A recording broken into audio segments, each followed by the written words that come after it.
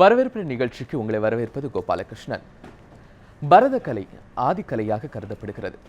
நான்முக பிரம்மாவால் பரத முனிவருக்கு இது கற்றுக் கொடுக்கப்பட்டதால் இது பரதக்கலை அப்படின்னு சொல்றாங்க. அவர் கந்தவர்களுக்கு சொல்லிக் கொடுக்க, அவர்கள் அப்சரஸ் கன்னிகளுக்கு சொல்லிக் கொடுக்க இந்த நாடு முழுவதும் அந்த கலை விரிவடைந்ததாகவும் ஒரு புராணம் சொல்லப்படுகிறது. தமிழ்நாட்டை பொறுத்தவரை இது நடராஜரை முதன்முறை கடவுளாக கொண்டு உலகம் முழுவதும் போற்றப்பட்டு வருகிறது. இந்த கலையில் பரதம் அப்படின்னு நம்ம சொல்லும் போது பா பாவத்தையும், தா தாளத்தையும், ரா ராகத்தையும், இந்த மூன்றையும் இணைத்து இது சொல்லப்படுவதால் பரதம் என்றும், இதை கற்கின்றவர்களுக்கு மேலான பல சக்திகள் கிடைக்கும் அப்படின்னும் புராணங்களில் பல சான்றுகள் இருக்க தான் செய்யுது. இன்னைக்கு இதை குறித்து பல விஷயங்களை நம்மோடு பகிர்ந்து கொள்வதற்காக திருநங்கை நத்திகை நடராஜ் அவர்கள் நம்மோடு இணைந்திருக்கிறாங்க. ஸோ அவங்கள்ட்ட இது குறித்து நிறைய விஷயங்கள் பேசலாம். வணக்கம் மேம்.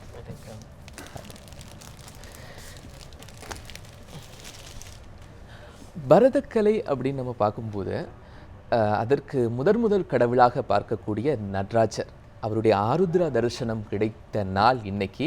ஸோ இன்னைக்கு நடராஜர் பக்தர்கள் எல்லாம் அதை கொண்டாடக்கூடிய ஒரு நல்ல வாய்ப்பில் இன்னைக்கு உங்களை சந்திச்சதுல மீண்டும் ஒரு முறை ரொம்ப மகிழ்ச்சி மேம். நடராஜருக்கும் இந்த பரத கலைக்கும் உள்ள தொடர்பை நீங்கள் என்ன பார்க்குறீங்க? உலகமே நடராஜரோட அந்த நடன தத்துவத்தால் இயங்கக்கூடியதாக இருக்குது அப்படின்னு சொல்லிட்டு இன்றைக்கி அறிவியல் பூர்வமாக கூட அது நிரூபிக்கப்பட்டிருக்கு அப்படிங்கிறது இன்றைக்கி சுவிட்சர்லாந்தில் இருக்கக்கூடிய ஒரு ஆய்வு மாளிகையில் அவங்க ஒரு புவியோட மைய புள்ளியில் நடராஜ சிலையை நிர்மாணிச்சிருக்காங்க அப்படிங்கிறத நம்ம இன்றைக்கி எத்தனையோ வலைத்தளங்களில் பார்க்குறோம். அதே போல் நமது தமிழ் இலக்கியமாகட்டும், நமது தமிழ்நாட்டு கலாச்சாரம், கலை, பண்பாட்டுத்துறை எல்லாமே ஒரு அழகான செறிவான நாகரிகத்தை பற்றி சொல்லப்பட்டுட்டு வந்துட்டுருக்கு. அப்படி பார்க்குற பொழுது இந்த நடனக்கலை அப்படிங்கிறது இறைவனே ஆடுபவன், இறைவனே ஆட்டுவிப்பவன் அப்படிங்கிற ஒரு கூற்றின் கீழே வருது. அப்போ நம்ம நடராஜ தத்துவம் அப்படிங்கிறதோடு அவரோட அந்த ஆடல் அசைவுகள், அவர் கைகளில் ஏந்திருக்கக்கூடிய மான், மழு, இது அத்தனையுமே நம்ம வாழ்க்கையோட கடக்கக்கூடிய நல்லவைகள், கெட்டவைகள், இந்த மாதிரியான எத்தனையோ விடயங்களுக்கு அது ஒரு பொருள் கூறக்கூடியதாக இருக்குது. அந்த மாதிரி உண்மையிலே இன்றைக்கி ஆருத்ரா தரிசனம் அப்படிங்கிறது கூட இறைவன் மிக எளிமையாக மனித ரூபத்தில் நம்மளோட இயங்குவான் அப்படிங்கிறதோட ஒரு அர்த்தம் தான் இந்த ஆருத்ரா தரிசனம். அதாவது இதை தமிழ் நாட்டினுடைய கலையாக நம்ம பரதநாட்டியத்தை பார்க்குறோம். ஆனால் பல சான்றுகள் என்ன சொல்கிறாங்க அப்படின்னா, பரத முனிவர் அப்படிங்கிறவர் வடக்கிருந்து வந்தவங்க, பரதக்கலை அப்படிங்கிறது தொடக்கம் வடக்கிலிருந்து வந்த கலை அப்படின்னு சொல்கிறாங்க.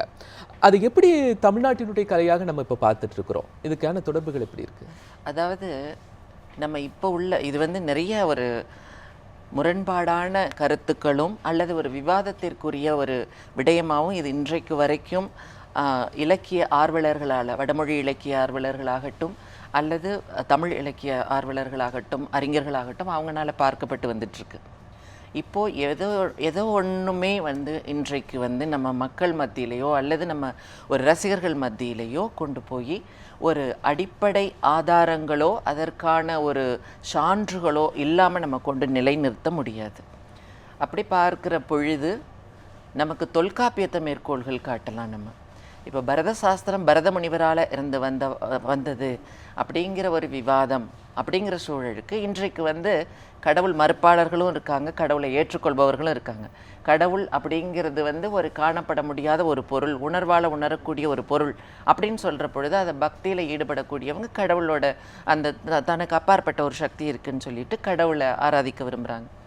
அதே போல் இன்னும் கொஞ்சம் ஒரு பகுத்தறிவாளர்கள் அப்படின்னு சொல்லக்கூடியவங்க அவங்க என்ன யோசிக்கிறாங்க அப்படின்னா, எதையும் எங்களுக்கு சான்று பூர்வமாக நிரூபிங்க. அப்போ சான்று பூர்வமாக நிரூபிங்கன்னா உண்மையாகவே நம்ம சமய இலக்கியங்கள் எல்லாமே சொல்லி இருக்குது. உள்ளம் பெரும் கோயில், ஊனுடம்பு ஆலயம், வள்ளர் பிரானார்க்கு வாய்கோபுர வாசல், தெள்ளத் தெளிந்தார்க்கு சீவன் சிவலிங்கம், கள்ள புலன் ஐந்தும் காளாமணி விளக்கேன்னு ஒரு மனிதனோட உடல் தத்துவத்தாலேயே இறைவன் நமக்கு திருமூலர் வெளிப்படுத்துகிறார். அப்படி பார்க்குற பொழுது தொல்காப்பியம் நமக்கு ஒரு பெரிய சான்றாக இருக்குது. இன்றைக்கு நம்ம நாட்டிய சாஸ்திரம் அப்படிங்கிறது ஒரு 4-5ஆம் நூற்றாண்டு காலங்களிலிருந்து அதோட அறுதியிட்டு கூறப்படுது, புராண நிகழ்வாக அது பார்க்கப்படுது. ஆனால் நம்மளோட பரதக்கலை அப்படிங்க சொல்லக்கூடியது முன்ன கூற்றின் வெளிப்பாடுன்னு தான் இருந்திருக்கு, கூத்துக்கலைன்னு தான் இருந்திருக்குது. கூத்து, இறைவன் ஆடிய கூத்து, இறைவனுக்கு அதனால தான் கூத்தம்பலம், கூத்தன்னு பேர். அப்போ தொல்காப்பியத்தில் ஒரு செறிவான ஒரு இலக்கண இலக்கிய வடிவம் நமக்கு இருக்குது.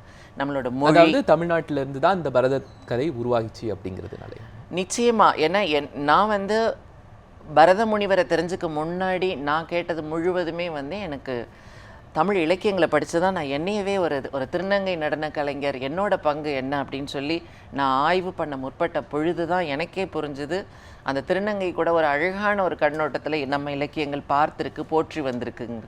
அப்படியே தொட்டு தொட்டு போக போகிற பொழுது ஒரு தொல்காப்பியரோட இன்றைக்கு 3000 வருடத்துக்கு முன்றைய ஒரு இலக்கியம் நம்மக்கிட்ட இருக்குன்னா அப்போ நம்ம தமிழர் நாகரிகம் எவ்வளோ செறிவாக வளர்ந்துருக்கணும். அது இலக்கிய சான்றோடு இருக்குது.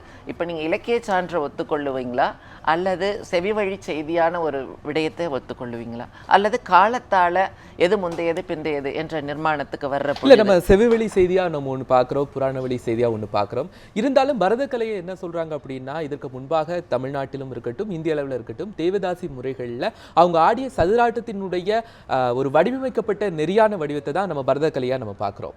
அதுவும் கிட்டத்தட்ட ஒரு 70 ஆண்டுகளுக்காகத்தான் இந்த பரதநாட்டியம் அப்படிங்கிற பேர்ல இது அழைக்கப்பட்டு வருது. அப்ப அதற்கு முன்னாடி பரதநாட்டியம் அப்படிங்கிற பேர்ல எப்படி சிலப்பதிகாரத்திலேயோ தொல்காப்பியத்திலோ இருந்திருக்க முடியும்? இல்லை, பரதநாட்டியம்ங்கிற வார்த்தைக்கு நீங்கள் சொன்ன மாதிரி நல்ல ஒரு இதை பற்றின ஒரு ஆய்வோட உங்களோட வினாக்கள் இருக்கிறது எனக்கு உண்மையாக ரொம்ப ஒரு மகிழ்ச்சியாக இருக்குது. அதுக்கு நான் பதில் சொல்கிறதுக்கு, இன்றைக்கு பரதநாட்டியம் அப்படிங்கிற ஒரு வார்த்தைக்கு ரொம்ப குறைந்த வயது தான், நம்ம காலத்துக்குள்ளார தான் இந்த வார்த்தை. அதற்கு முன்னாடி வந்து சின்ன மேளம், பெரிய மேளம், சதிர் இப்படின்லாம் இருந்திருக்கு. அதற்கு ஆரம்பத்தில் அது வந்து கூத்தின் முறை அப்படிங்கிறதுல தான் இருந்திருக்கு. இப்போ மாதவி ஆடின 11 வகை ஆடல் வகைகள் எல்லாமே அந்த கூத்தின் கீழே தான் வருது. அந்த 11 வகை ஆடலின் கீழே தான் எல்லாம் வரப்படுறது. அது வரைக்கும், அதாவது எப்படி இன்னும் உங்களுக்கு விரிவாக சொல்லணும்னா, நடனம் அப்படிங்கிறது வந்து நம்ம இறைவனால் பார்க்கப்பட்டதுங்கிறது இப்போ நம்ம வந்து அதுக்கு ஒரு இறைத்தன்மை கொடுத்து இறைவனை பற்றிய பாடல்களான, ஆனால் அது பயணப்பட்டு வந்தது வந்து நம்ம அழகான ஒரு தமிழ் கலாச்சாரத்தில் நம்ம சங்க இலக்கியங்களுக்கே வருவோமே. சங்க இலக்கியங்களில் இருபெரு கூட்டங்கள் வாழ்ந்திருக்கிறாங்க. அந்த ஐவகை நிலங்களை சார்ந்து இருவேறு கூட்டங்கள் இருக்கிற பொழுது ஒரு கூட்டத்துக்கு ஒரு தலைவன், அவர்களுக்கான குணாதிசயங்கள், அவர்களுக்கான ஒரு வெற்றி தோல்விகள், அவர்களுக்கான ஒரு ஈர்ப்புகள் எத்தனையோ இருந்திருக்கு. அப்படி இருக்கிறப்போ ஒரு கூட்டத்தார் மற்றொரு கூட்டத்தாரை வெல்லும் பொழுது அவங்களுக்கு ஒரு ஆனந்த மேலீடு, ஆனந்த கூத்துக்கள் நிகழ்ந்திருக்கு. அந்த ஆனந்த கூத்தின் வெளிப்பாடு தான் கலையாக நான் பார்க்குறேன். அதுதான் கலையாக இலக்கியத்திலையும் சொல்லப்பட்டிருக்குது.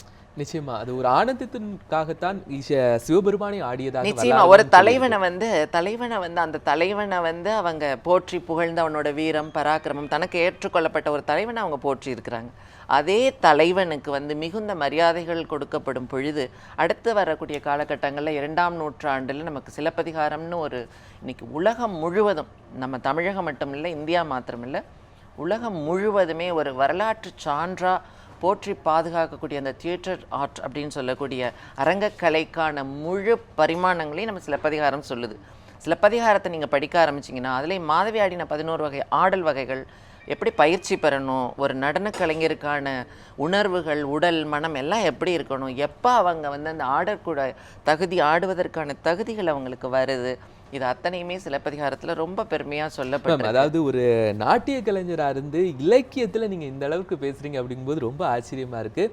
இருந்தாலும் அதை தவிர்த்து ஒரு திருநங்கையாக இருந்து இன்னைக்கு பரதநாட்டியத்தில் ஒரு சங்கீத நாடக அகாடமி புரஸ்காரினுடைய ஒரு ஜனாதிபதி விருதை வாங்கின ஒரு முதல் பெண்மணியாகவும் இருக்கிறீங்க.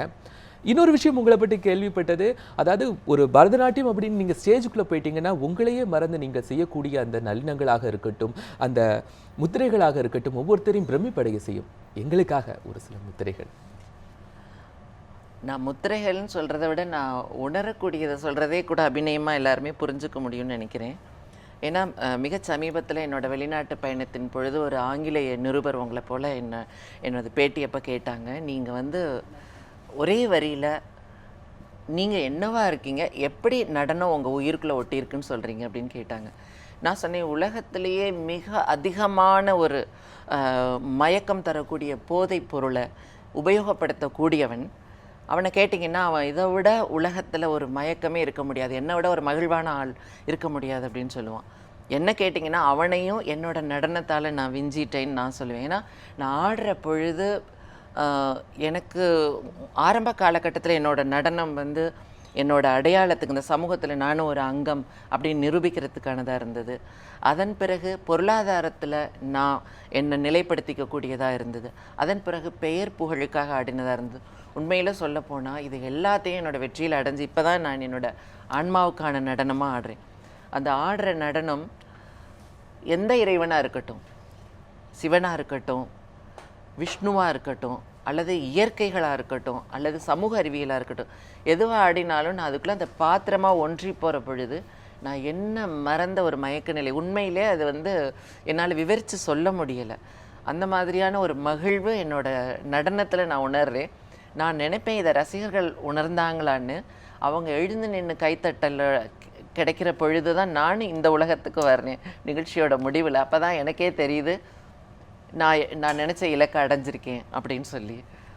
அதே போல் நீங்கள் கேட்ட மாதிரி அந்த தனிநபர் ஆடின நடன வகை அப்புறமா நமக்கு 5, 7, 6, 7, 8ஆம் நூற்றாண்டுகளில் தேவாரம் திருவாசகங்களாகவும் 4000 திவ்ய பிரபந்தங்களாகவும் நடன அமைப்பாக வர ஆரம்பித்தது. அது ஒரு பொற்காலம்னு சொல்லலாம். எப்படி ஒரு தனி மனிதன் ஒரு முழு 5 புலன்களால் மகிழ்ந்து ஆடின கலை அப்படியே இறைவனே ஆடக்கூடிய கலையாக உருவாகமாச்சுது. இன்னும் இதை பற்றி நிறைய விஷயங்கள் பேசுகிறோம். நீங்கள் அந்த அளவுக்கு மெய்மறந்து என்ன பெர்ஃபார்மன்ஸ் பண்ணீங்க அப்படிங்கிறதும் எங்கள் ரசிகர்களுக்கு வேணும். ஒரு சிறிய இடைவேளைக்கு பிறகு தொடர்ந்து நம்ம பேசலாம். நிச்சயமா நேர்களே, நர்த்தகி நடராஜ் அவர்கள் பரதநாட்டியம் குறித்து பல இதிகாச புராண வரலாறுகளையும் நமக்கு பதிவு செய்து கொண்டிருக்காங்க. ஒரு சிறிய இடைவேளைக்கு பிறகு தொடர்ந்து இது குறித்து பேசலாம்.